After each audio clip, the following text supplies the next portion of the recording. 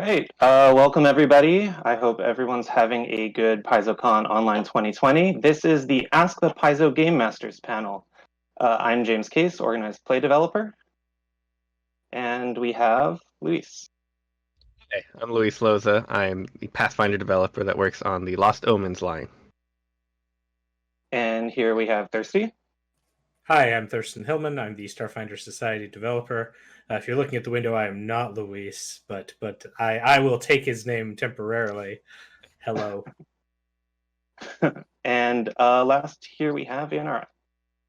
Hi, I'm Ianara Natividad. I am one of the editors here at Paizo. It's my first PaizoCon, so I'm really excited to be able to speak here too.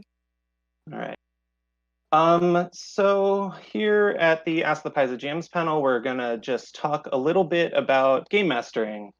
What does a game master do? What are ways that you can try and make your game better? What are some things that might come up that might be little bits of trouble that you can help to resolve? So we'll just go through them. We'll be looking at some questions here and there, and again at the end. So just be sure to drop those into the chat and we'll pull them out. So let's get started. First of all, like what is a game master? What do they do, for instance? Thirsty. The Game Master is the person who works with the players to facilitate the game that they're playing. Throw me on the spot, why don't you? Haha. Excellent canned answer. Yes. So let's get started. You want to play a game with some of your friends, and you're the game master. You're on the spot. Can we go to the slide, please? So yeah, when you're game mastering, your job is to get it together, sort of run the game, navigate the world, and all that kind of stuff. So when you're getting the group together, what are some of the like logistical things that come into this? Can we go to the next slide? And Luis, how would you say, like, what are some of the ways you can run a game? I mean, we have in-person a lot, and obviously as as we're all going with this con right now, we also have a lot of online options and that sort of thing. So Luis, I know you've done a lot of like Roll20 kind of stuff. Can you sort of speak to the different kinds of games you might be running? So I think obviously the two big things are in-person games where you and all the players are sitting at the table, making characters, rolling dice, doing the whole shebang all together, having that same energy of being around each other to feed off of. And then there's the virtual option where, depending on how intricate you want to get with it, it can become a almost fully automated process that kind of drops that veil of the internet being in there to make it easier to play online. Sometimes you will have to deal with the fact that you're dealing with virtual tokens and all that stuff. But yeah, you're playing online or you're playing in person. Sometimes I've seen groups actually do a mix of both, where you have most people at the table, but you have one person who's Skyped in or something like that. Those are the two big things. The other real big option you have, depending, it is a virtual method, is play by post, where there is a GM who will run a game and using forums or chat programs like Discord can then ask players to kind of play in as they like, as time accommodates for them on that. So if you have groups that can get together all the time, online play or in life play works, or sometimes that doesn't work and maybe play by post is the way to go to. Cool, yeah. Certainly most of us think about playing around the table and that sort of thing, but yeah, we have a lot of online options as well. Have Ianara or Thirsty, have either of you done, what do you think that your sort of mix of game mastering has been? Mostly in person, mostly through other methods? Just to kind of get a sense. At this point, I believe my game mastering kind of fraction or ratio of in-person to online or essentially distant has been probably 20 to 80%. I started off with live games and doing game mastering there when I was in high school. But as college happens and you meet people during college, sometimes over long distances, it became really easy, I think, to just have those distant games. And I've met a lot of players and a lot of people over that method, and also had gotten a number of very long-term games as a result. Yeah, Thirsty. Oh, I am all about the online lately. I've run tons of home games throughout my life, but now I've been switching more and more to online. I used to do a stream game, actually on the official Paizo channel. I ran the Pungent Crawl, well, GM'd it along with a crew there, and then I've actually been getting into a bunch of different online games right now that I'm super excited for. Some projects in the works, which has really like helped me meet new people, branch out, try different games as well. I know right now I'm running like a Pathfinder second ed game that was a home game, but we've now switched to Roll20, and it's super interesting to do that change because we've seen like, oh man, all this stuff works really well in the online sphere, and this stuff worked better in person, but hey, we're working around it. And it's really interesting to kind of have that dynamic and switch between them and see, what you can take from maybe the online tool. I know when like quarantine and all that is over where I'm at, we're really looking at maybe incorporating some of the Roll20 tools just into our base game while still having like a face-to-face thing. So pretty exciting all around, honestly. Yeah, this is the first time I've been. I used to almost exclusively play in person, even if that meant you could only meet like once a month or something, or even less frequently than that. But I know Luis has been running us through a game lately, and I've just been like, oh, Roll20 can do all of this stuff. It's great. So definitely enjoyed those tools. It does all the math for you. It's I amazing. know, I hate doing math. If any of you ever complain about Starship Combat and Starfinder, you should try it on Roll20 because it is like this absolutely great experience. Yeah. So that kind of brings us to something else here, which is just getting grouped together. How often you can play versus, some groups meet really religiously, like once a week for always a short period of time. I know in the past, I used to live very far from everybody I played with, so meeting up was kind of a big endeavor. So we went for that like infrequent but like all day experience. So that's definitely a thing you can do, or to keep in mind with how often you're meeting and just kind of getting the sense of the group's needs. You can also have a lot of this can change based on how big or small your group is. So for instance, if you have like a really large group, that might have some different challenges than if you have a really small group. Has anyone here maybe GM'd with either a really low number of players or either like really high? So like kind of out of that middle range that we all seem to think of as, 4 players and 1 game master. Yeah, I run a regular group. It's my home group from back home, actually. And they've been a group of just 3 players for a long time. And I think that works great. It just means that as a GM, you have to know to accommodate both for the fact there's one less person to deal with in combat, so the action economy and all that stuff you have to worry about. They don't have as much of an impact, so you make up for it by giving them things like extra feats and bonuses and stuff like that. But I think a smaller group, personally, I feel has been a much more interesting game because it gives everyone more of a chance to share the spotlight. With a group of 4 or 5, even 6, the spotlight takes a while before it gets back to a given player. So here with 3, it's easy to let everyone shine in their own way a lot more often. Yeah. Thirsty, did you have something to? Yeah. I much like Luis, currently I run a 3-player game, which is super fun and has led to some really characterful moments, and I really enjoy that. But in my past, I ran a like way back in the 3.5 days, I ran this campaign that spanned over like multiple different campaigns, and it was always pulling from different people. I worked at a call center at the time, so it was always pulling from different people. And then one day we all decided, all right, we're going to have the giant special. So we actually rented out a hotel like meeting room, and I had to GM a game for like think it was 13 or 14 people, and like hand them all out like little duotangs with their character sheets. Good Lord, was that an administrative nightmare? But it was hilarious. Yeah, certainly when you have big groups, there's, a lot of ways to. It can be really nice to like have that big special feel. I know when we, in organized play, we have the big interactives, but it is a lot of people for sure. I think one benefit, I'm always wary of doing large groups, but I think one benefit of having a larger group means that if one person can't make it, it's not going to make or break the night. If you have a group of 3 people, if one of my players can't make it, that's not enough to run the game. I need everyone there. But if I had 7 in the group and one couldn't make it, it would probably be okay and still have enough to run just fine. So, you could consider that aspect if you want to play continually. And that's something we do a lot in the office is we have games that have 15 or so staff members in them. They kind of just rotate in and out.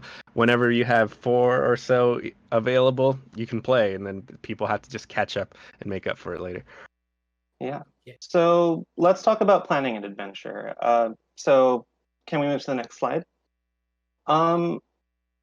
When you sit down and you have a group and you know when you're going to meet and all that kind of stuff, what kind of game are you going to run? I know you can definitely, some groups really like that like high fantasy epic feel, everybody's swinging off chandeliers and killing dragons in a single punch, and then other groups like that really gritty, the world is a dangerous place and everything's going to kill you feel. So I guess what are some sort of ways you can, styles of games, I guess. Ianara, I know you said you've been running a game for a while, so like, Yes. how would you say that's going?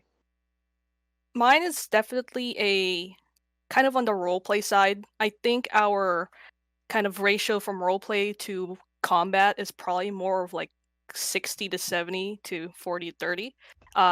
That's kind of because I set up a very narrative set world. However, when it comes to combat, I am kind of gritty on the rules. I stick to the rules really, really hard. But when outside of it, I kind of just let them have their fun because I do have kind of this setting that I've built up over 3 years at this point. That's So nice. for my players, they didn't really come in knowing what type of game it'll be, but that's how it kind of developed based off how they responded to what I provided. Yeah, certainly like, seeing what seems to resonate with your players, and then, doing more of that is like really great. I think that regardless of what system or kind of game you're running, that's just some basic good advice there. Luis, when you're running a game, how do you kind of go about setting up, what is it that I'm going to run? So a lot of the time anymore, I've been running pre-written material, so adventure paths basically. And usually what it comes down to is asking all the players, hey, what are some of the adventure paths you've been interested in playing in? Or what are some types of adventures you've been interested in playing in? So sometimes I just shoot them the list of every adventure path that's been released and say, choose a couple of these that you like, or just ask for themes. If you want a lot of combat, or if you want intrigue, or if you want big role play or sandbox stuff, whatever the case might be, I get those together, and then from there kind of trim a list down to what I would like to run, because that is also very important, I think. As much as I love my players, if I'm not enjoying running the game for them, they're not going to enjoy playing the game as much, I feel. So making sure everyone is getting enjoyment out of it is pretty important. So once it's trimmed down to just a few, sometimes I will go back to the players and say, hey, here's the list of 3 or 4 that I have narrowed it down to. Or sometimes, just for fun, because this is the way you should really do it, is I roll a die and then just have that determine which one I'm going to run next. Sounds on brand. But yeah, that's a lot of the times I know people talk about it being like the GM and the players, but like as the GM, you are also playing this game. You have a very different role than all the PCs, but like exactly what Luis said, like be sure that you are also enjoying your campaign and session, all that kind of stuff. I really like what you said about just kind of like communicating with the players, because that's certainly good to, I think a lot of GMing is good communication, and like setting expectations is always really good for that. I know there's a lot in the core rulebook for Pathfinder, for instance. There's a lot of stuff on kind of what the baseline of the game is. Like it's sort of a PG-13 type setting. certainly you can move that either to be a little like more graphic or like a little more G-rated, but I think setting that expectation early is just something really good to make sure everybody's on the same page. And there's a lot of tools you can do, a lot of tools that you can use in that vein as well. I know that there's like X cards, for instance, where if a player is not comfortable with the material, they can show the card and it's kind of just a move on. Are there any other like tools, that sort of thing, you think are good for the game? I mean, I tend to go with like just very like thorough communication with my players, and this will be a recurring theme during this presentation. Talk to your players and have that communication open. I actually was just in the process of running like the finale of the first adventure in my home game, and some dark-esque stuff happens, but I've like always been forewarning my players, and we got to the end and my players were like, that was really good. It was pretty dark, like, but on a scale of 1 to 10, Thirsty, like, where would you like put that on your depraved brains, like how far meter? And I'm like, that was like a solid 6. And then of course one of my players was like shouting like, who hurt you, but with that, like, we communicated and I said, like, are you comfortable if we, like, for the next adventure maybe explore some more of that? And like, obviously it comes down to a lot of that sort of back and forth communication where if something comes up in a session, as the GM, it is your responsibility to be able to dial it back if someone is uncomfortable. And this is something with, especially online as we transition to it, is being able to read your players as well and get a sense of like, if someone is uncomfortable, and try to understand if they're uncomfortable and they're not saying anything, like, okay, dialing things back so it's in line with what you want. And there are tools like X cards, like lines and veils, that are great to have as that sort of be all end all. Like, okay, no, this is too far. We're going to move past this. And it's important to just have those discussions early on and always kind of recalibrate. Like I say, we went to the end of our last adventure and there was a recalibration with my players. It all comes down to discussion in my mind. Yeah, and I think that highlight, especially as so many groups now are moving online, is really important. If you're in person with somebody in a room, you can get a lot more information from, body language, that sort of thing. But if you're playing, say, play by post, for people to communicate at all, they had to sit down, type something out, and send it, and that can, just cut that channel a little bit. Oh yeah. So you mentioned lines and veils. Does anybody want to maybe explain them in case people on stream might not be familiar? I don't know what they are, so that would be great. Okay. So basically, like a line or a veil is a kind of thing you can establish with your players up front. A line is a thing that doesn't, and please correct me if I'm maybe misstating this, but a line is something that is hard, doesn't exist in this world. So it's not going to come up in the campaign. It's not happening. You could say something like, in our mainline products, we don't have violence towards children. In most of the, that's part of the assumed baseline. So doesn't happen, that kind of thing. A veil, on the other hand, is something that might happen, but it happens off screen. So you could say like, there isn't a lot of, I don't know. I can give an example here if you want. Please. Go for it, Thirsty. Go for it. I will give the like quintessential veil example here for everyone out there. The quintessential example that a lot of people are not comfortable, but spoiler alert, it happens, would be like sex. Like 2 NPCs are really into each other. Hey, maybe like something's gonna happen. All right, we are not actually going to sit here and discuss the intricacies of this for a while. Veil happens off screen. We acknowledge it happens. We move on. Whereas It's something, black. like child violence is something like, no, we're not going to put that in a product. Yeah. So just those lines of communication, establishing things early, always good. So let's talk about what you can do to help you like actually construct your game. So can we move to the next slide, please? So when you are prepping your thing, what are some of the resources you can do? Luis, I know you talked about you've been running a lot of pre-made adventures, pre-written things lately. That's sort of, if you talk about GM resources, that's kind of a top example right there. It's like not only do you have all the bits and pieces, but you have them in a narrative together, that kind of thing. So like when you guys are sitting down to like prep for the next session, what are some of the resources that you all rely on? So, Ianara. I have a campaign Bible. Ooh. Yes.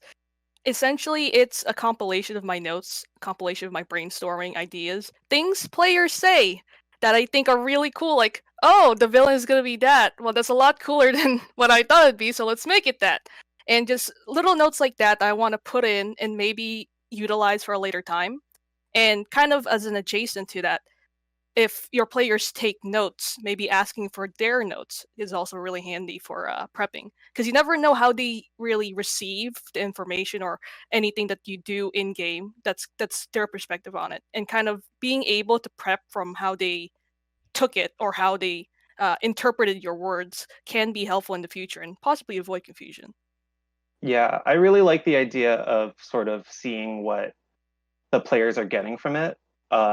I know that there have definitely been times where I put together this NPC and I was like, this is going to be a tough NPC. He's going to be really scary and really awesome. And then I think it just came off like really kind of silly or kind of like comic relief character sort of a thing. And that's what my players saw. It's what they resonated with. And I'm like, okay, he is now a comic relief villain and I'm going to pivot and that's okay for sure.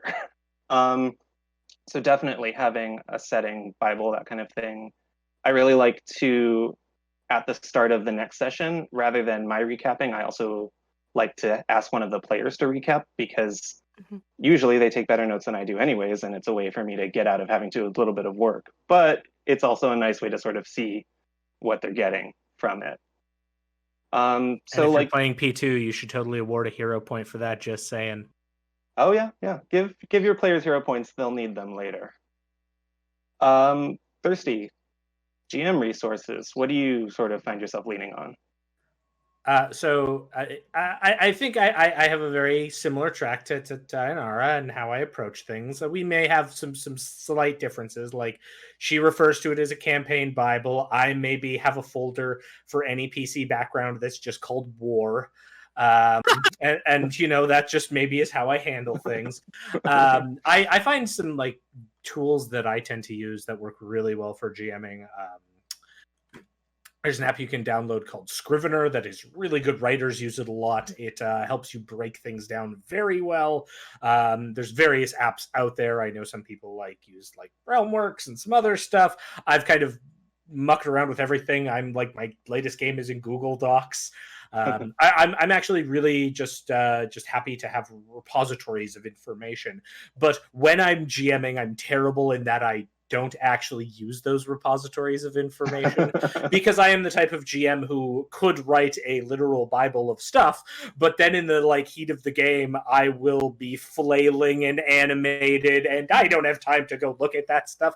But it is still important to actually have those resources because much like you might have heard in school, sometimes just writing things down kind of ingrains them in your memory. Like I know for the adventure I'm working on for my home game right now, I have written down the entire background, and it's nothing the players are ever going to see and has a bunch of inane details in it, but it helps me sort of ground myself and oh, okay, cool, here's all the background stuff. So I do think that having that sort of background repository, that Bible, that war folder, whatever you want to call it, is super useful. Yeah. I definitely like to just have a lot of stuff together in a folder. I remember I was really winging a homebrew campaign by the seat of my pants the last time I GM'd something, and I just had a folder full of level appropriate monsters, and I was like, well, if I need an encounter and I don't have one prepared, I can just you're fighting this right now. So certainly having all those materials together is great. It's an alpaca monster. This is one of the things where you look around the kitchen and you fight a blender. I don't know. It's a mimic, right?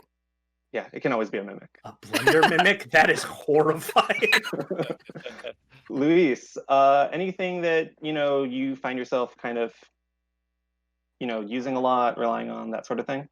So, because I run a lot of pre-written stuff, the first tip I'm going to give is to make sure you've read all of it, or at least as much of it as you can in advance. If you're running a module, read the whole module. If you're running an adventure path, if possible, and if you have the time, try to read the entire adventure path, all of the adventures in it. At the very least, read enough of it so you have a good idea of what's going on in that primary adventure. And then I don't expect anyone to be able to remember every single detail along the way, but if you have the basic plot points and the overall big picture, it's easier to know when to pivot when things start changing, when the players decide, oh, well, we don't want to go chase after the bad guy. We want to go help the people first. Oh, well, the adventure assumes this happens first, but, I can make it work. But the other thing is, in advance of whatever session you're about to have, I think it's good to read and make sure you refresh yourself on about what you expect the players to get through in that session. So if they're in a dungeon and you expect them to get through the entire first floor, read all of the first floor rooms again and get to know all of the monsters and everything that's going on in there in particular, because you're gonna be seeing them anyway, so it's important to just be ready to go with whatever they do.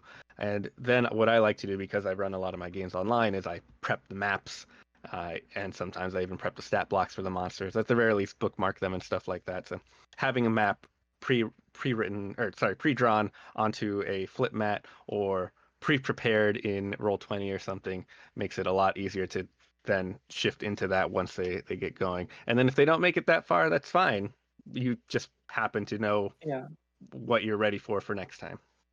And that kind of brings it to a good point where we've talked a lot about preparation, but I definitely think there's also such a thing as over preparing, right? Like, first of all, it's a lot of work, to prepare a session, and you don't need to necessarily sit down and plot out a levels 1 to 20 arc all at once. And it also, you want to be able to respond to your players. So sort of going too far out, like imagine you had your 10-story tower and you plotted out all 10 stories, and they get into tower 1, they find a magic item, they think, okay, cool, we're going to take this magic item, we're going to go somewhere else with it. That you've kind of left yourself in a place where it's a little hard to pivot from that. So certainly, get enough context, but also be aware that you have to leave yourself a little bit of room to maneuver as well. Sorry, James. I feel kind of leaning back into that same idea of reading an entire adventure and stuff. There is some kind of preparation where it's okay to kind of over prepare if you're doing some kind of homebrew stuff or adding on to pre-written adventures. Let's say you have a town. You can fully prepare every shop in the town and know who all the major NPCs are, even though your players may never meet them. But if they decide, oh, we got to go talk to the cobbler about something for some reason, well, at least I have his stats or his basic stat block and a basic write-up of him. I over-prepared by making the entire town, but it made it easier for winging it and accommodating for the changes of the campaign as time went on. But like you said, a dungeon, you could totally over-prepare.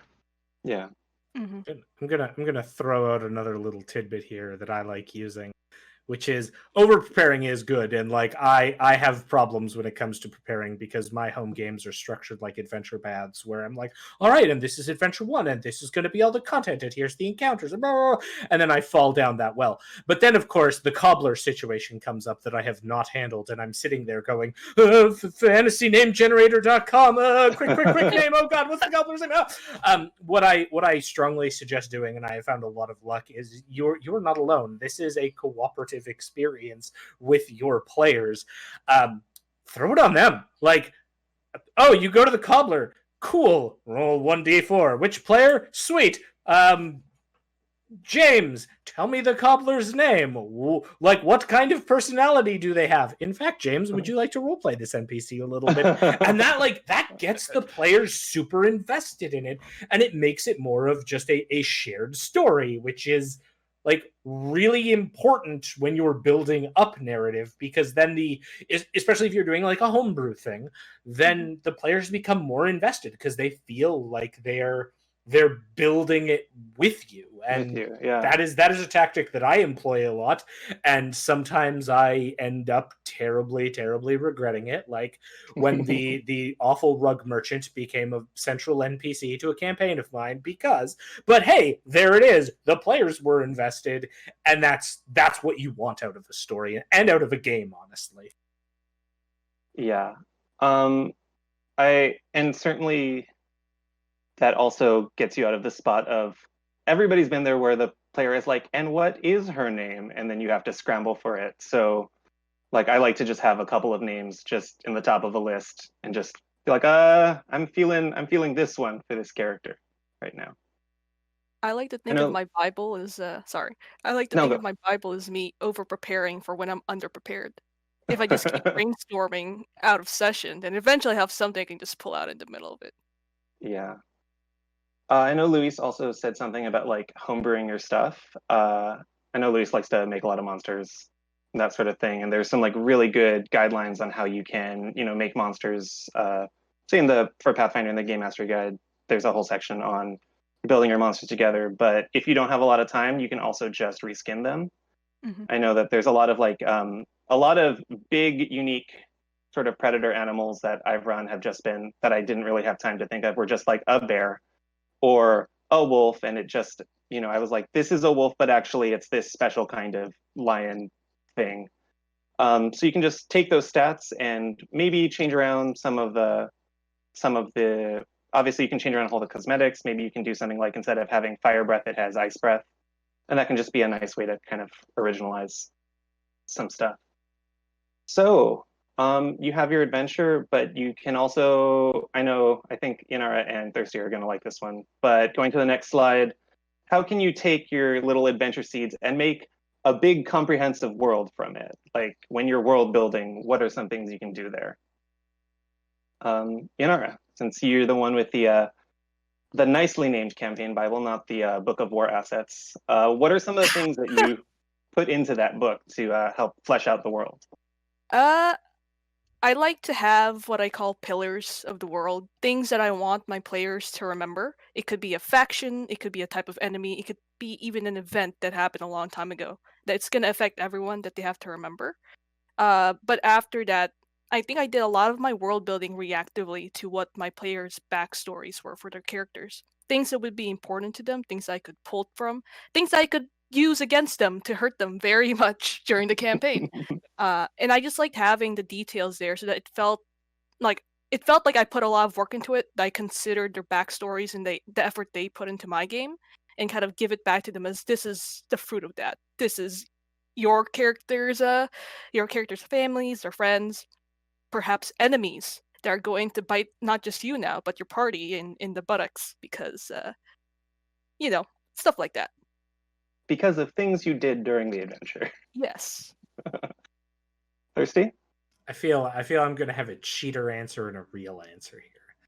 The cheater answer is that I work for Paizo, and so I just sneak what I want into print products, and then I can base an entire campaign off of it. Like how my home game right now is based off a whole bunch of throwaway lines in that Druma book I wrote with John Compton, which...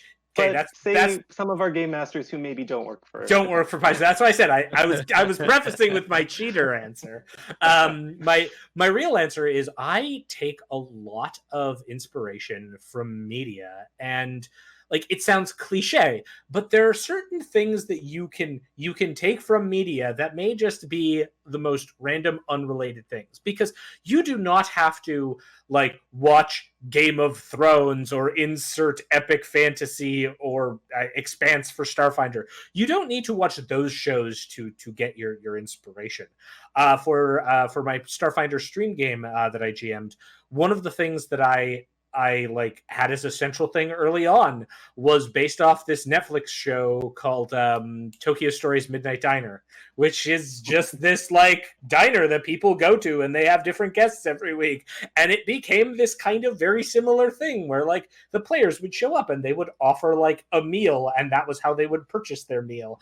And just something totally out of the blue like that became this pillar of our game. And it had nothing to do with the plot. It had nothing to do with like like evil space opera shenanigans going on, but it was a thing they kept going back to and really enjoyed.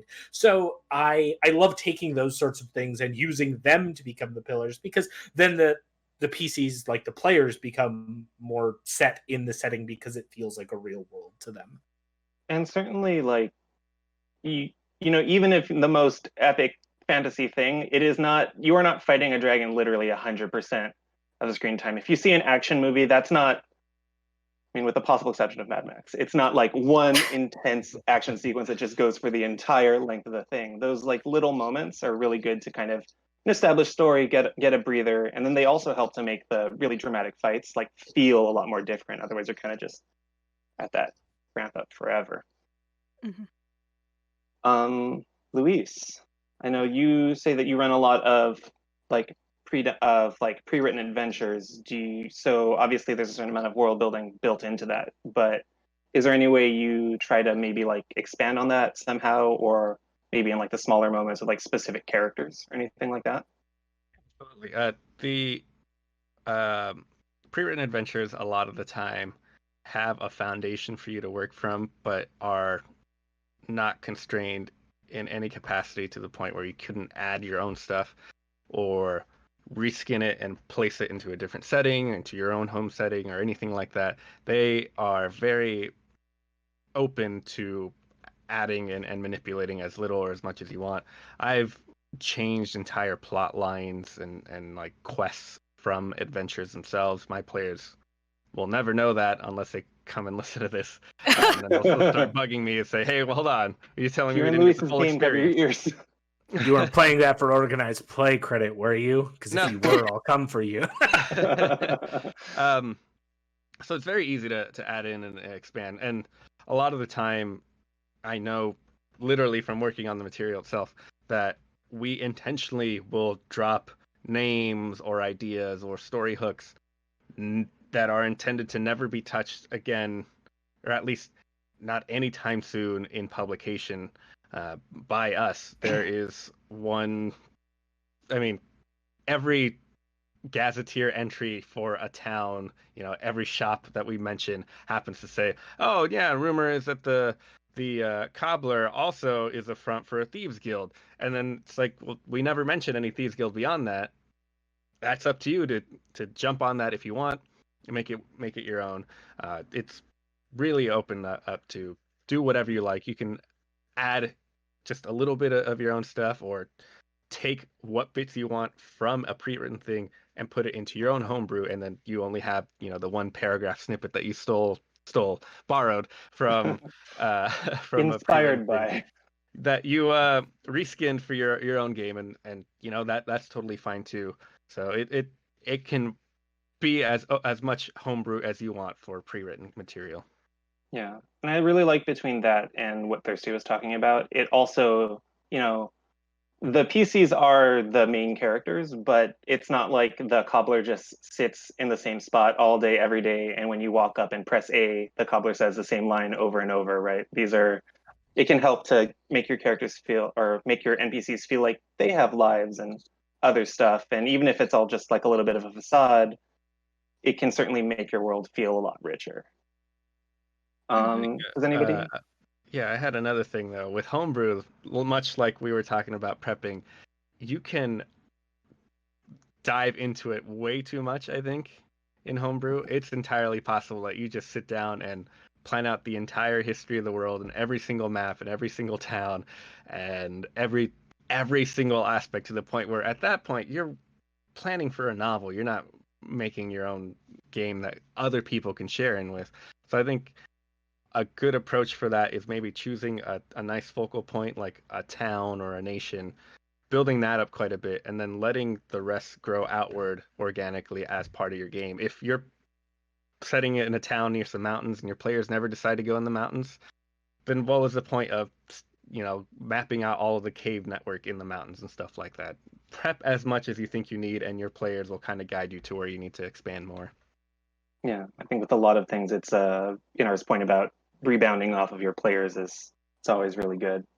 It also goes into what type of game you're running, because if we go back all the way to the earlier talk of like the size of players, One type of game people out there may be familiar with is the West Marches style of gameplay, which is very like drop in gaming. It's, we're in little town, there be dragons out that way somewhere, and there's stuff around this town, and we don't leave the town because there's dragons and stuff out there.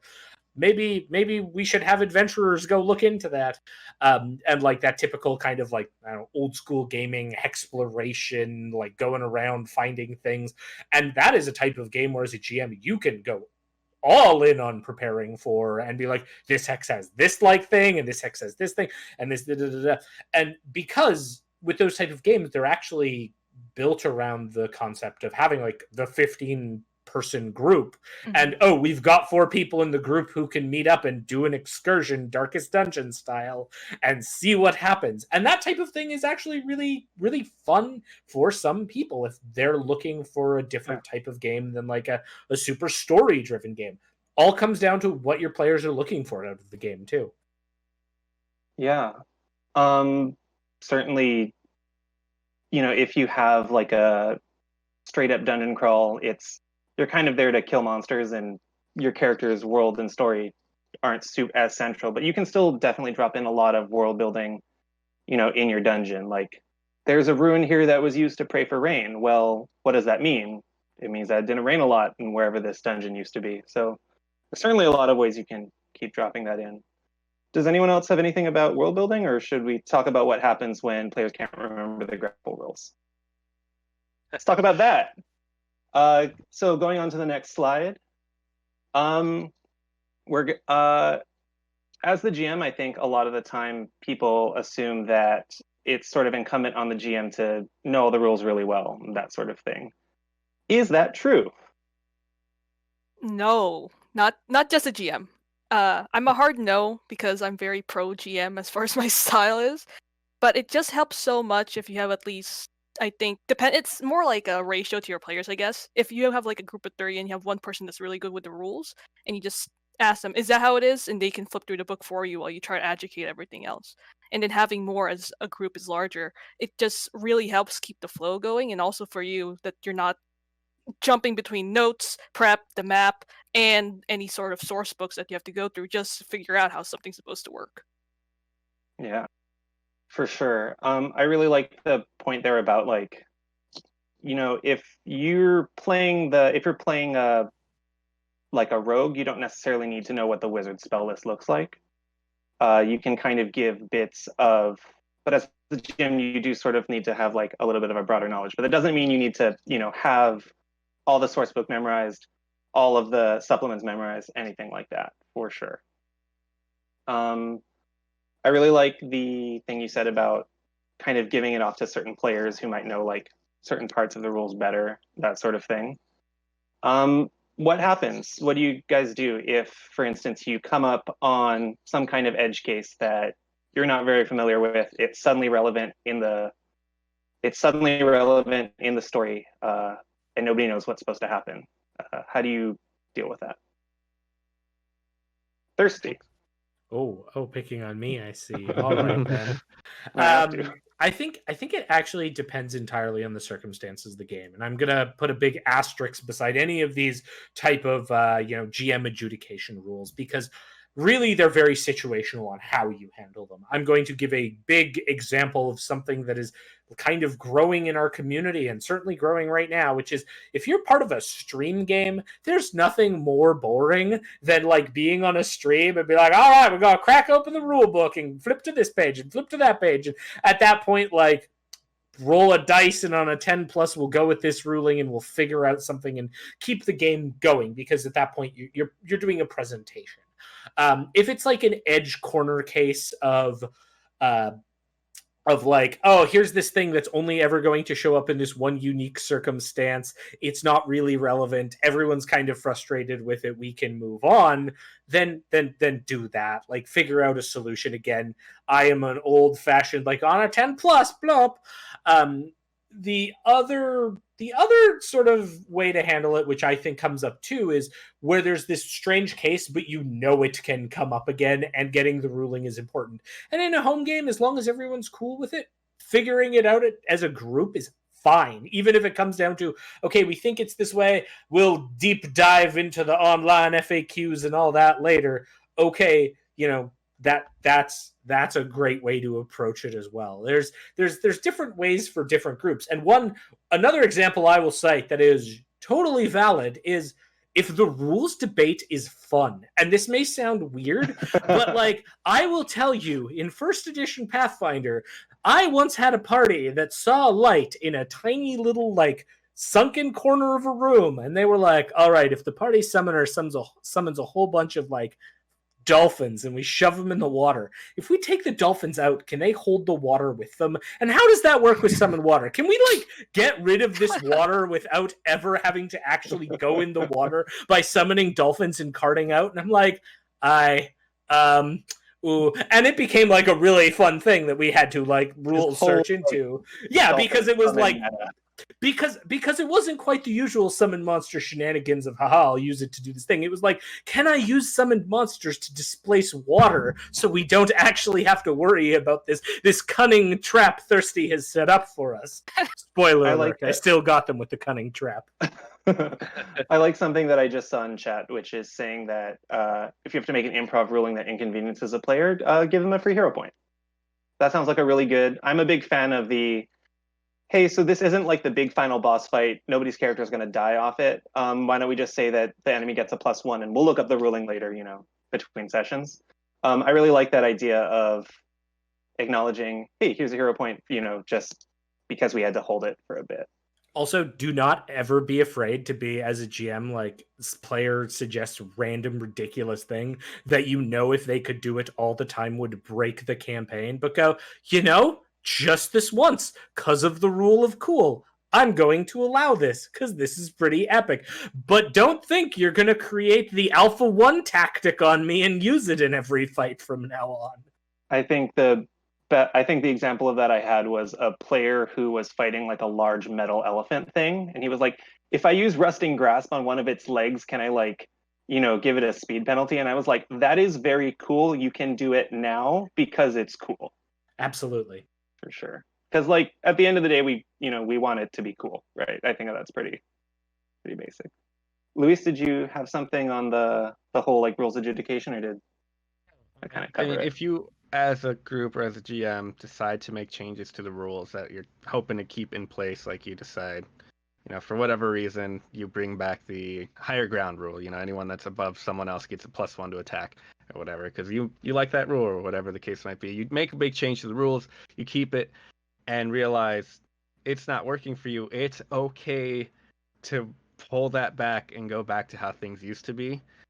It's really hard with a game as intricate as Starfinder or Pathfinder to know tweaking this rule this way, what kind of ramifications will it have way down the line. So when you realize what those are and maybe realize I don't want that to happen, it's okay to go back on that as well, or adjust it a bit more and try to settle onto a better spot for that rule. Your rule is law, but you're also allowed to change those rules. Yeah, and I think that's just getting back to that thing of setting expectations. That's, I think, why it's really easy to kind of front load that as this is a preliminary call now, is a lot easier to sort of deal with than having to walk it back later, for sure. But let's say everything is good. You sit down and you have a great world, great dungeon, you've prepped, you know how all the rules work, and then you kill all your players. What do you do when stuff goes off the rails? Can we go to the next slide, please? Oh, I picked this art piece. You did. I like this art a lot. So when things go off the rails, what are some of the strategies you can use? Well, let's back up. What are some of the ways that things can go off the rails? I think the TPK is sort of the one that everybody thinks of, but there are a lot of other ways things can go off the rails. So let's open it up. If you have expectations of the plot or the narrative and the players decide to zig when you expect them to zag, that's a big thing. Hey, here's the big evil bad guy, and he says, come join me, we can rule together. Yeah, let's do that. That sounds great. Oh, wait, hold on. Wait a second. That kind of stuff. Or if they somehow get the important NPC killed, even if it wasn't them intentionally killing them. There's some bad rolls that happen and some bad ideas that came along with them, and oops, the NPC fell off a cliff. That kind of stuff can be going off the rails, or even just the player saying no to something can suddenly just throw you off your game entirely. Hey, we need your help. Can you go into this dungeon and clear it out? No, we don't want to do that. That sounds scary. Oh, okay. Fine, I guess. That's our session. Just the players, you realize, have a lot of agency in this game. And Turns it's not out, yeah. your novel that you're writing here. So when you have some expectations and they subvert them, it could be just a slight derailing, or it could be the entire train falling off the track. But even a little bit can be something that can throw you off, I think. Piratey Steve in the chat says it's not if things go off the rails. Yeah. And I think that's a good frame of mind. Like, yeah, it turns out that this game that people like playing because they get to have agency as their characters, they can make decisions. And it's only a matter of time until they kind of do something that you didn't quite think about. So I think even just kind of getting that in your head that this is on some level also very improvisational can sort of help to get you into the place where when it does come up, and that is a when, there's a way you can kind of calibrate. Ianara.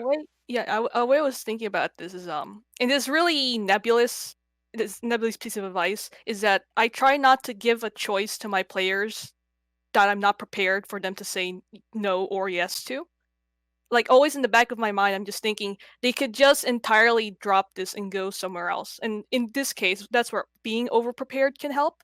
But sometimes they'll take a liking to an NPC that suddenly becomes a main character, as I think Thirsty mentioned it. Or they could just choose to have the day off instead of adventuring. So instead, they're spending a day in the city, drinking tea and meeting their friends rather than saving the world from the big bad, however they might feel. And I haven't had the I'm not gonna say opportunity, but rather the experience of TPKing a party. I've come close a few times, but nothing like a legit TPK. In that case, I think my first reaction would be to ask if my players are okay, because it's not always a great state to be kind of reduced to, is that you TPK'd for one reason or another. So I would be pretty much asking, is everyone all right? That's like the first question in that situation that I would ask. Yeah. Thirsty? You? I'm just smiling at the I've never TPK'd. I think I'm up to like my 20th TPK with 198. I really wish I were surprised, but I'm just not. That's fair. That's totally fair. And I will say, of those 198 tables where I murdered all of the players and their precious organized play characters, many of them said it was the best gaming experience of their life. So I will take that to heart, along with their precious characters. But I will posit something that I find as like a GM running home games that is worse than a TPK. It's when one or two players of the group is taken out, and you're like, oh great, now we get to have the made for television problem of, and suddenly on season 5 there's been a cast change and you quickly have to adapt to this person who we have to treat has been here all along. You know what, as a GM, that's just a terrible place to be in. And honestly, like, letting them die like that is sometimes the easy way out. So I am like a firm believer in, they might hit that dying 4 or negative a whole bunch of hit points, and just like be wiped out. But sometimes, unless it's like their intent, like if they're like sacrificing themselves or it's like a major moment in the campaign, then death should stick. But if it's like, oh man, this random encounter on the road, I accidentally didn't really read the stat blocks and see that the attack bonus is super high and can one-shot you on a crit. Oops, my bad. All right, maybe instead what you do is the GM is like, oh man, that giant spider that attacked you on the road, it crit you, and it like seemed like you were dead, but instead its venom just like bloated your right arm up into, I don't know, like a puffball. So you've got this puffball arm you've got to go around with for a while, and like that then becomes like this thing the player has to deal with, and like becomes a role-playing opportunity rather than the like television problem of quick, let's have a new character that everyone suddenly has to. And especially if you have a very story-driven campaign, you can get to that awkward place where you basically ship of Theseus your party, where everybody in the beginning had a deep connection to the big bad, and then the rogue died and got replaced with a wizard, and then the wizard died and got replaced with a cleric, and at the end of the day, you have these 4 random people who are not connected to the story that you set out with, who are just like doing it because, in our head, this is a game and we sit down and we play it. Also, like, flat out, just spoiler alert for people out there when it comes to, like, here's a hint, artifacts, special items. Make sure that the party rogue doesn't end up dual wielding both of the artifacts in the campaign, because that player will abandon you. They will abandon you, and the rest of the players will be like, well, the campaign can't continue because he was the main character. That will happen. It happened to me. I think a good way of doing that is if a character dies, and if, for instance, like I really don't like Raise Dead. I think it's, how do you have tension in a world where people can just throw some diamonds to, make people come back to life? Where if a character dies and they get replaced with a new character, that new character has some sort of connection to the old one. So, maybe it's like, maybe it's that character's like brother or sister. Maybe it's like the local guard who got sent to investigate that character's mysterious death or something like that, because then you can at least kind of keep the story thread going as well.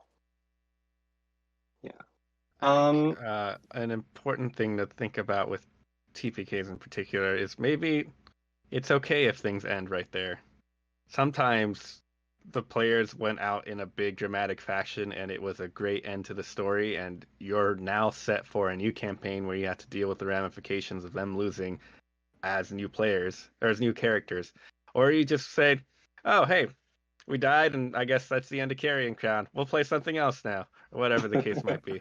And that's totally fine, I think. If that happens, you should talk with the players and see if they want to continue. Sometimes they're just like, no, that was awesome. I think it was a great story. I've had it happen where, running a one shot where TPK happened and they're like, you know what, we don't need to see the end. We had fun with it and we'll just move on to something else at that point.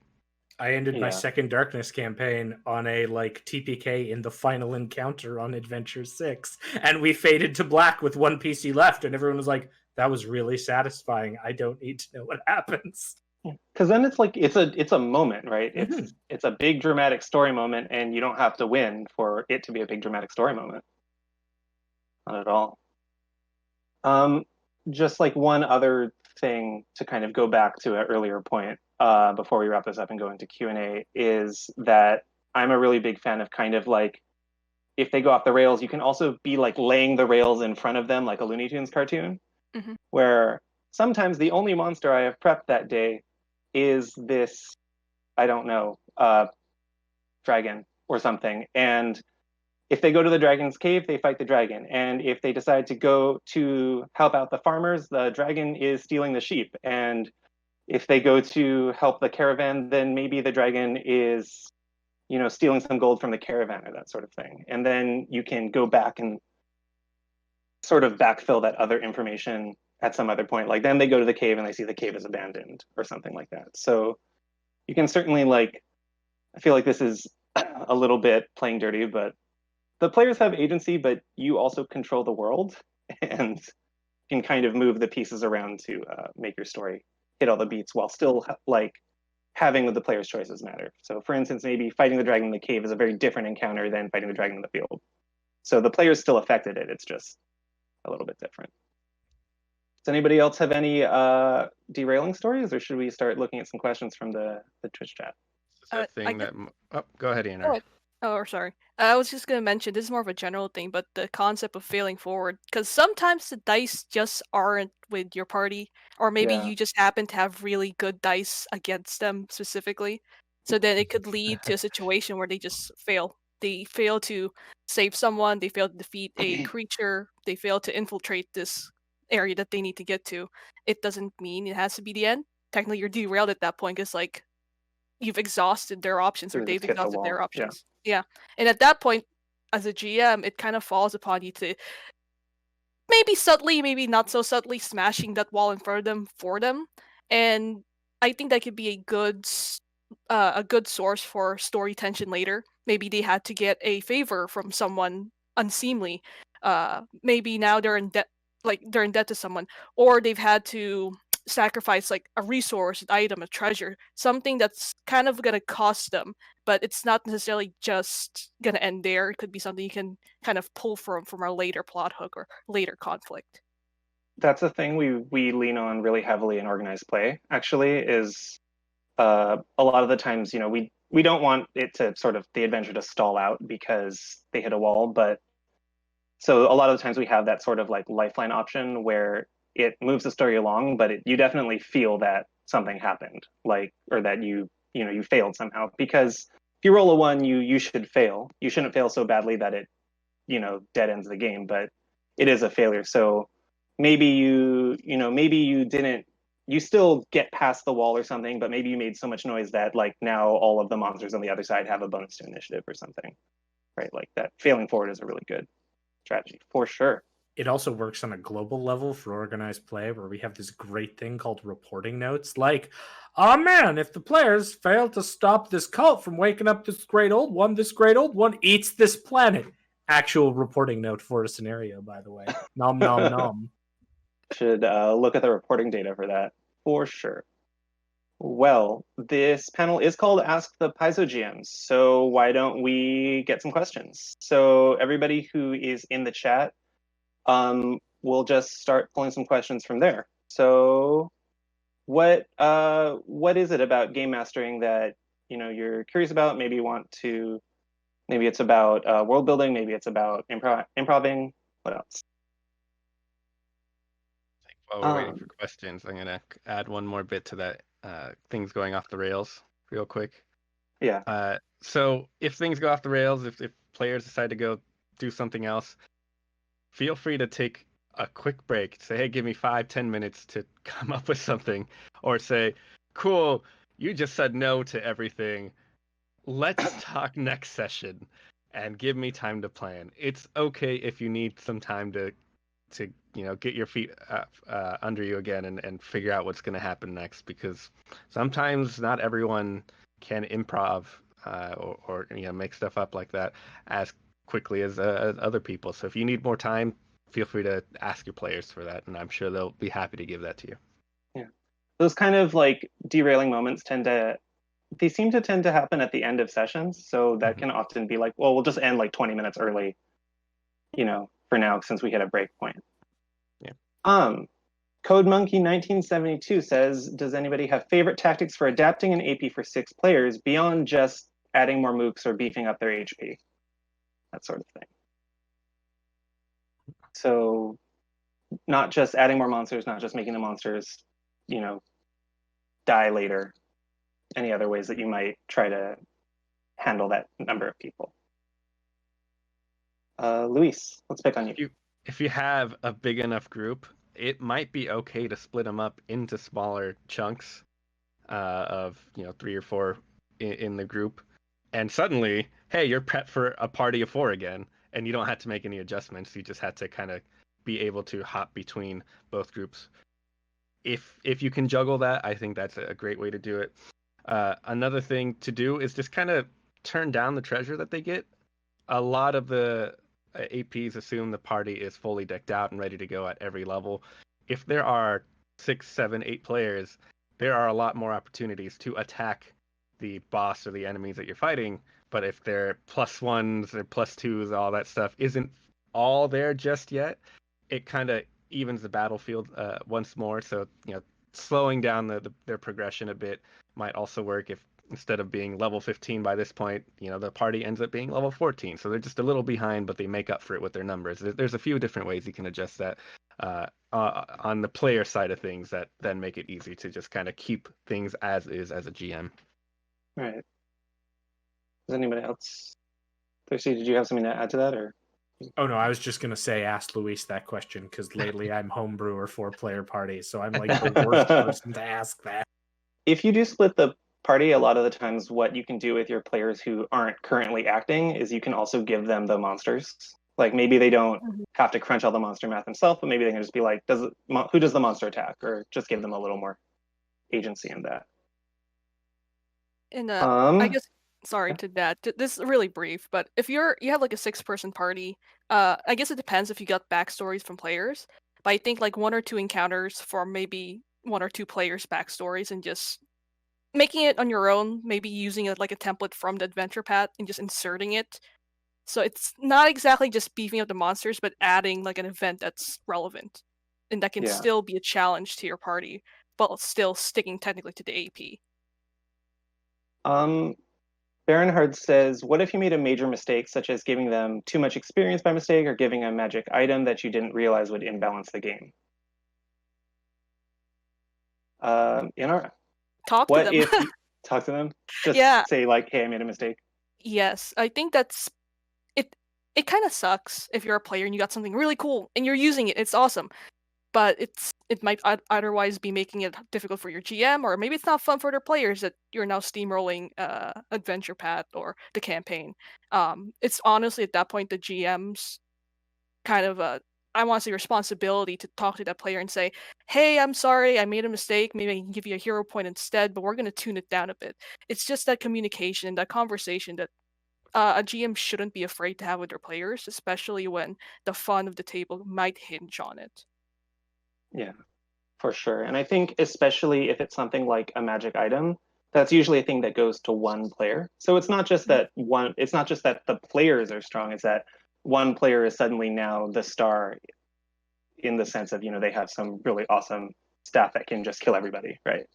2 artifacts on a rogue or 2 running the campaign. It reminded me of that Art of Merciel stealing all the loot from GMG. I really like that. I feel like another thing you could do with that is kind of take that away and set it aside narratively. If the players are over leveled, just don't level them up for a while and things will catch up.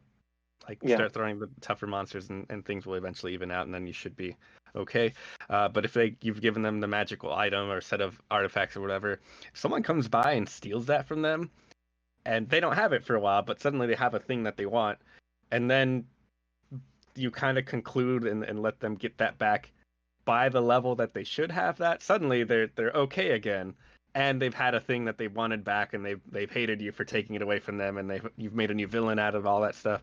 So there's ways you can kind of weave that into story where you take it away from them in the story, and make that part of your campaign at that point.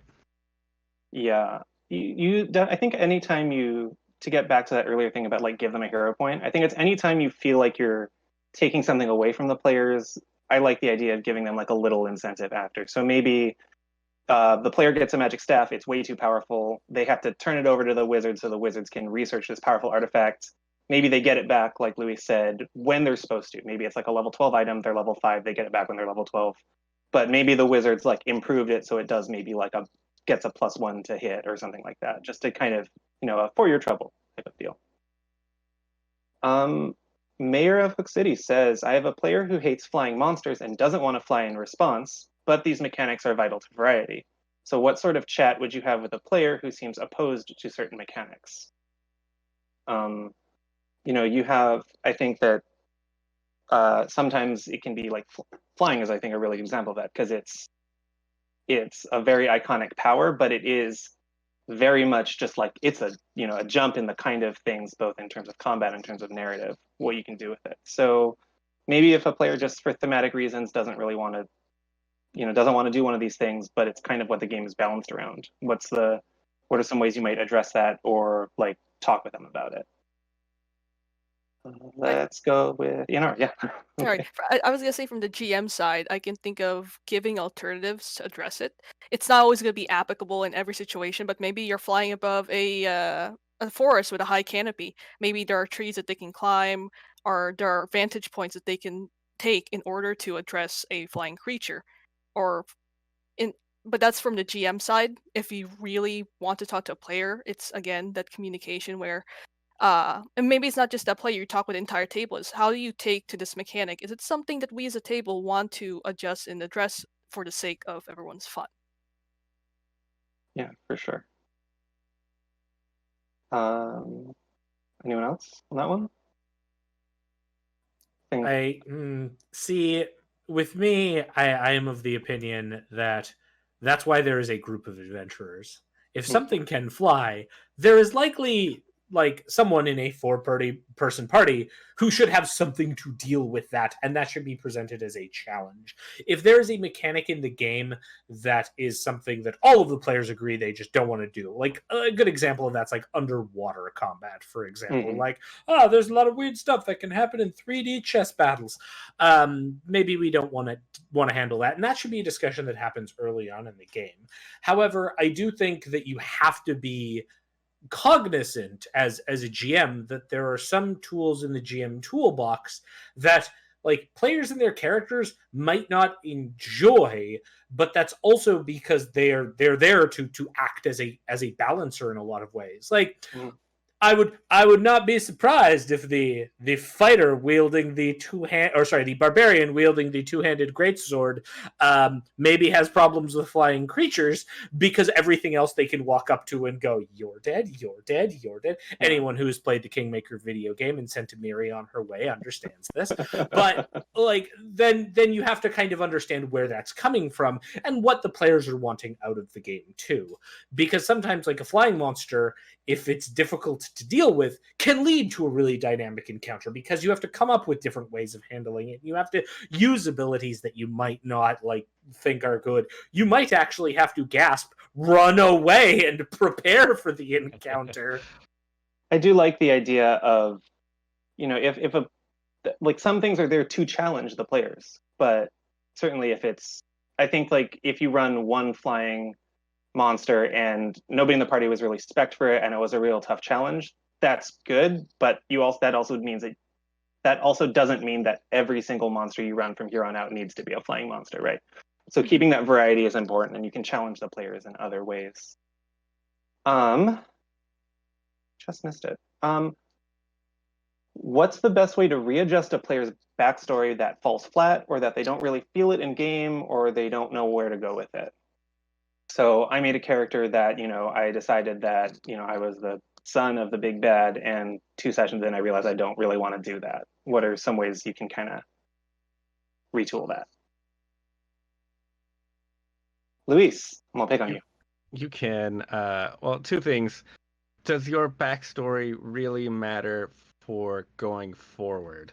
Because you can say you were a farmer and just find that boring, and it doesn't matter anymore because you're adventuring now, and what you do in the future is really the big thing. Tie the person into the story that is ongoing.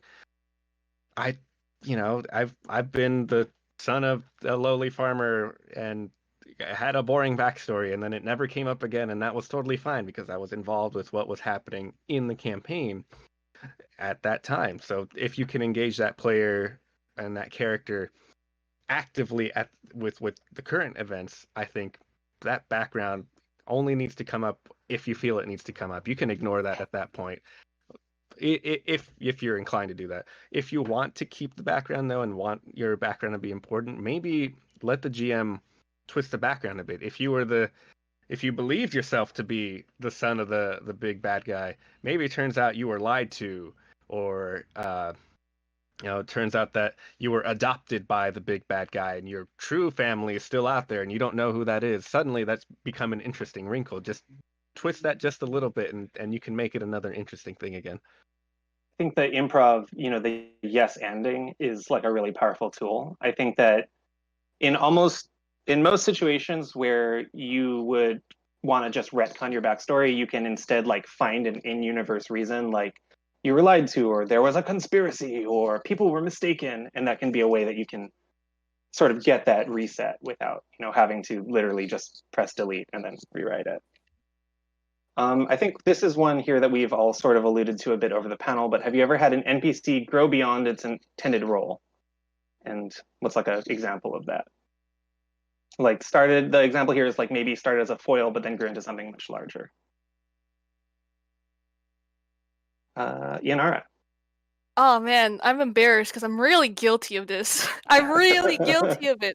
As I think about it, I do think that when you have an adventure, it is PC centric. The PCs are supposed to be heroes, but I ended up creating a setting that was really high magic, that had it was reasonable there would be powerful people in it.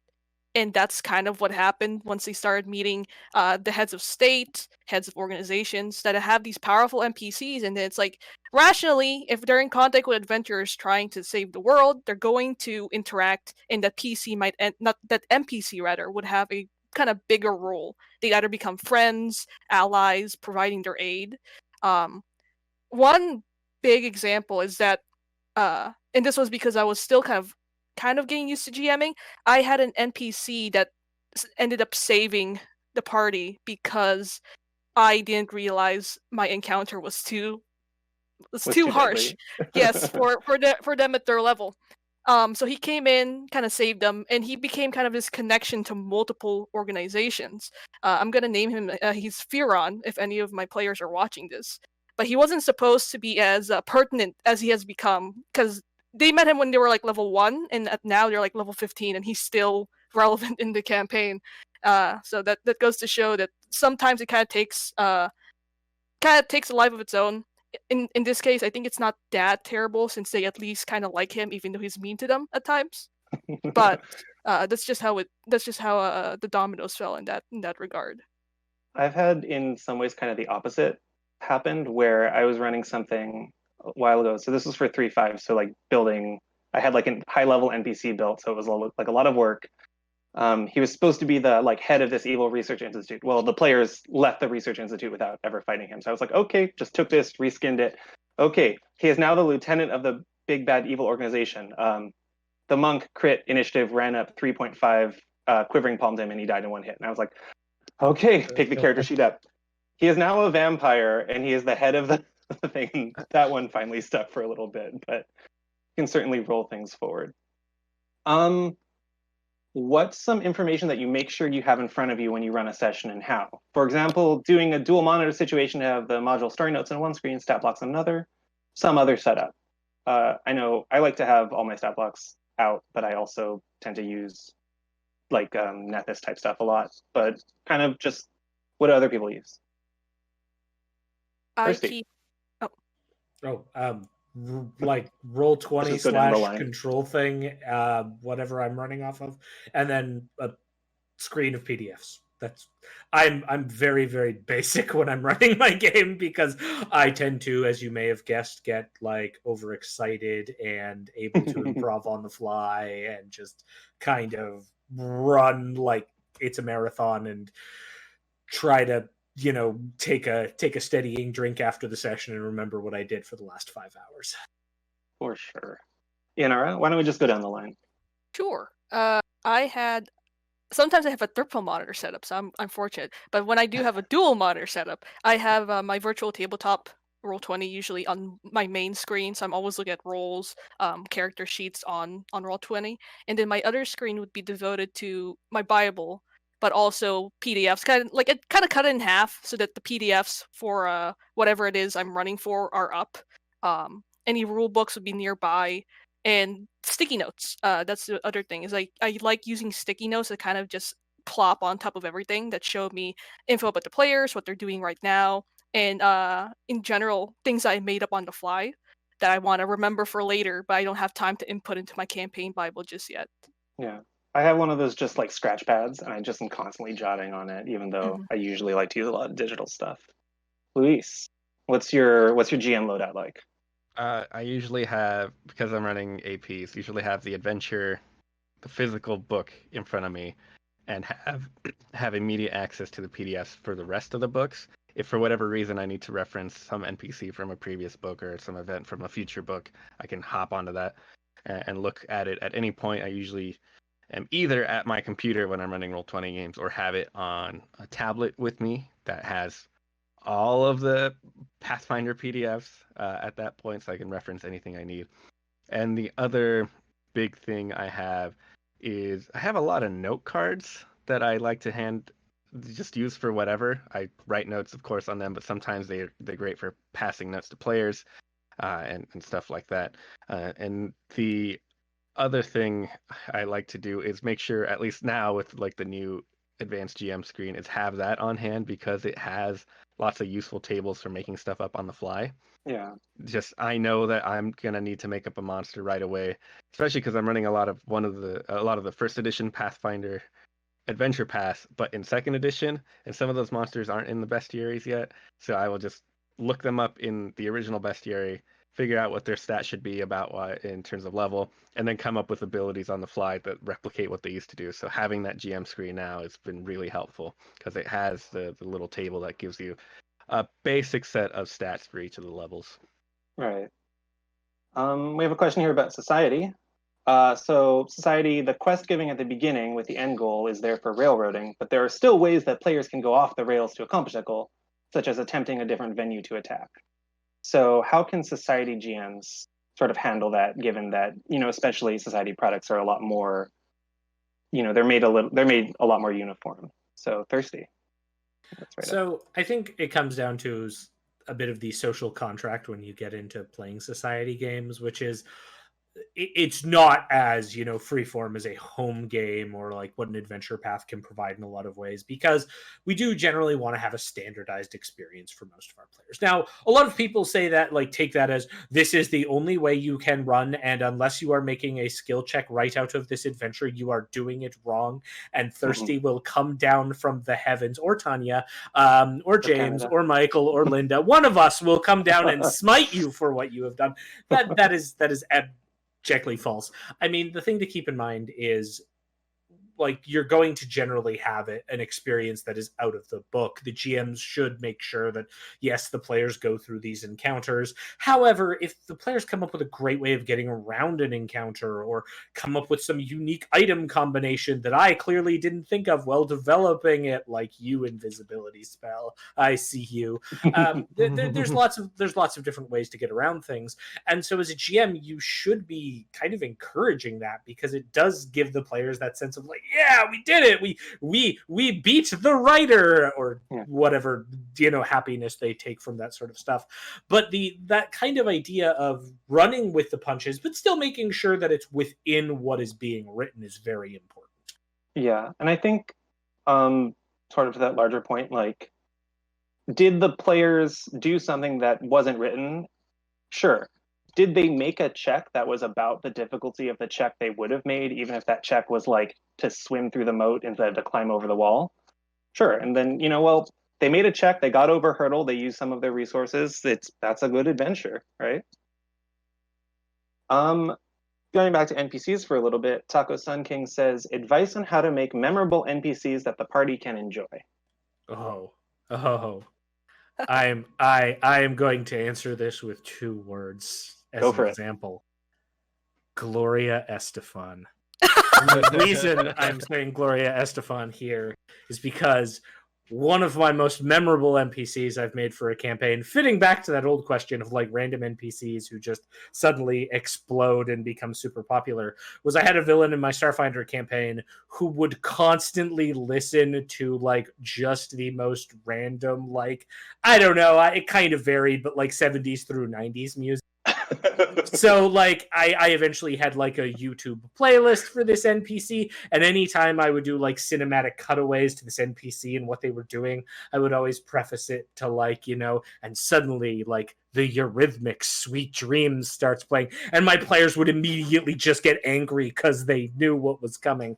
And so, like, something just like that people can latch onto and know is such a great way just to create those memorable NPCs. And it can be something just as innocuous as, like, music choice, or like a preference in food, something you can just kind of mine, like, keep mining. Because when you look at, like, our products, for example, it's very rare that we go into a ton of detail on a specific NPC about like something that's just kind of basic about that NPC, that, like, oh, they like this type of music or whatever, because we don't really have the words for that in a lot of cases. Right. I think that's also why a lot of people like that there's an Audiog out there who wears hats, because it's just, like, such a defining thing. So going with that kind of definition is a really good way to create a memorable NPC. Yeah. I know I'm really bad at doing... Sorry, go. Oh, sorry. I was going to say +1 to kind of picking... and this kind of, I guess, is more of like a cookie cutter way of doing memorable NPC, is picking a personality trait and just kind of blowing up just a bit when they first make their impressions, and then you can start pulling back. Because I think it's kind of the idea of first impressions really last. So when you want a memorable first impression, you want to do something that just makes them pop. And then as the PCs get to know them more, whether they like them or they hate them, you can start fleshing out this NPC. They can have dimension to them. There's a reason they're so mean. There's a reason they're so nice. And then your players at that point can choose to keep being interested, or maybe it doesn't work. That also happens. Yeah, I'm really bad at like voices and accents and that kind of thing. So what I usually do is like what Ianara was saying. They just have one thing. Like I had one who was a really buff, powerful knight, but really liked like baking. And I was just like, this is his thing. He's the buff knight who really likes baking. And then you can get back to that. Well, like, why do you like baking? And maybe it's for some like backstory reason or something like that. Wrapping up a little bit on time, so let's go with some kind of smaller ones. How much information should I give players? Should I just tell them the DCs? Luis. I think you can, if you want to have your game run that way. You can totally tell them the DCs and things like that. It's up to you on that.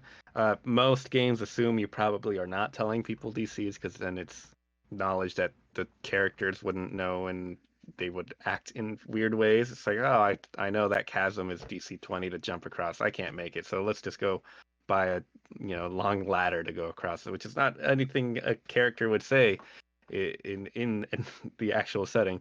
But Right. I think if you want to give them a bit more information, you can let them assess the situation, let their characters assess the situation and see the chasm. And if you know that it's a DC 20 to jump across, and you know that the fighter has great athletics, he can say, hey, the fighter has a very good feeling that he can make it across and is pretty sure that he can do it, which suggests that it will be an easy check for him. But the wizard looks at it and says, you feel that you probably would never be able to make that in your life with the normal jump. It's suggesting how difficult something is. Oh, that seems easy, that seems tough, might be a way to go on that. Yeah, I certainly like to. I usually don't give players like the DC, but I usually, I in real life know about how far I can jump. It's not very far. And I think the fighter probably has a similar idea.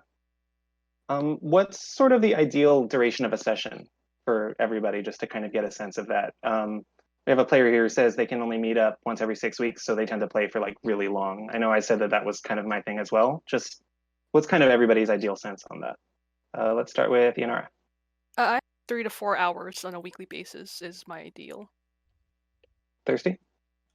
It varies, but that being said, I think it goes down to how invested the players in the GM are and what your time availability is. One of my like all-time memorable gaming moments was gaming on a Saturday, our regular 3 to 4 hour game, and we got into like some like Council of Elrond levels politicking, and suddenly it was 6 a.m. and we're like, all right, we're going to take a break. 2 of the players have to go out and smoke, and then we're going to come back for another 3 hours. Like, yeah, it's like it's going to fit whatever your players and whatever you're comfortable with.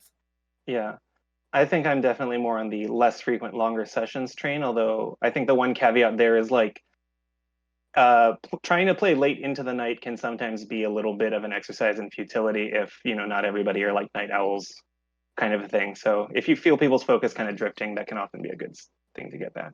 Luis, how do you feel about your game distribution?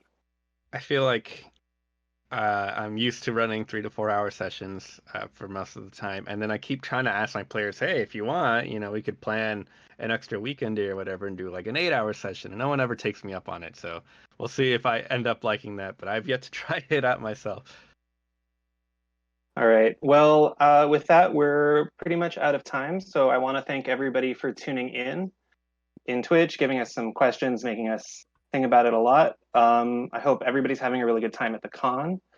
Stick around. There's more panels, there's more games, there's more announcements, and all that kind of stuff. And I think we're going to have Thirsty on in just a little bit. So enjoy the con. Have a good time. Roll some crits, everybody.